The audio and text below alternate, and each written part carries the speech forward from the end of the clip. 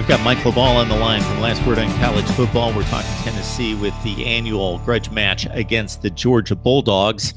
Mike, we've had this conversation a number of times in diagnosing the SEC Eastern Division, with the underlings being the obvious contingent of Mizzou after they won the back-to-back championships in the East, South Carolina after post Steve Spurrier in the 11-win string of 3 consecutive years, Vandy, Kentucky, of course, and that it could possibly get a bit jumbled up this season. Well, it appears to be jumbled up all right, but Georgia has a distinction at this point. It may not last, but they have the possibility of providing a bit of a gap and being the elite team in the Eastern Division.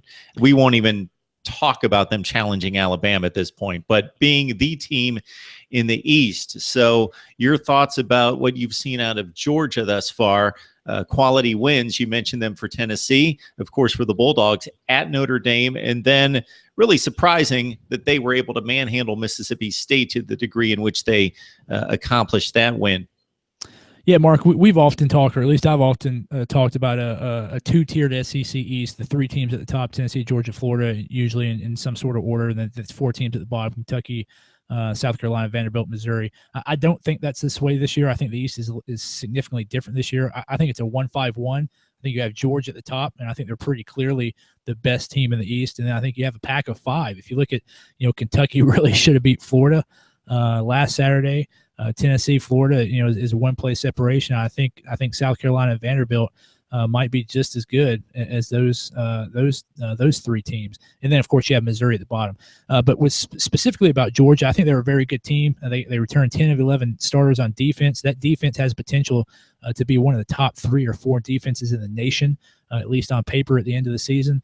Their offense, I think, has the potential to be explosive. You got 2 all-conference quality running backs, Nick Chubb and Sony Michel back there. And then you got Jake Fromm, the freshman. I'll tell you, I think Jacob Eason's probably healthy in 2 or 3 weeks. I think Fromm's the guy. I think Fromm's going to emerge. I think he's the guy that's going to finish this season out. And, of course, that's going to be something Kirby Smart's going to have to balance. But if you look at Fromm versus Eason, sometimes I think, particularly with the quarterback position, the position that touches the ball every play and the position that every other position depends on. The receivers don't depend too much on the running backs. Running backs don't depend too much on receivers, but every position on offense depends on the quarterback in some form or fashion. And I think Eason might be a little bit more talented. Maybe he can throw the ball maybe a little bit further. Maybe it's a little bit stronger. But when you look at how the quarterback synchronizes and meshes with all the other position groups, the linemen, the receivers, the running back, I think Jake Fromm is a little bit more of a natural fit in that offense. So I think Georgia's offense is only going to get better. And I think their defense is already one of the top 5 to 10 defenses in the nation. I think Georgia is clearly the best team in the SEC East. To your point, Jacob Eason with a pretty even touchdown to interception ratio. I don't remember it off the top of my head. It was something like 16-10, something in that range last year. Jake Fromm, 7-1 against pretty solid competition. He missed the opener against an overmatched opponent, and then since then it's been Notre Dame and Mississippi State in the second half against App State, and he's been able to post a very impressive turnover ratios compared to touchdowns at 7-1 again. And of course, it's Nick Chubb and it's Sony Michel against the Tennessee defense. So are you wary of that matchup in particular, Georgia running the ball down the Vols' throats? Yeah, certainly. Tennessee's still dealing with some injuries. Of course, their middle linebacker, Darren Kirkland Jr., is out for the year. I think Cortez McDowell is going to be back at linebacker. We'll have to see how that shakes out for the rest of the week.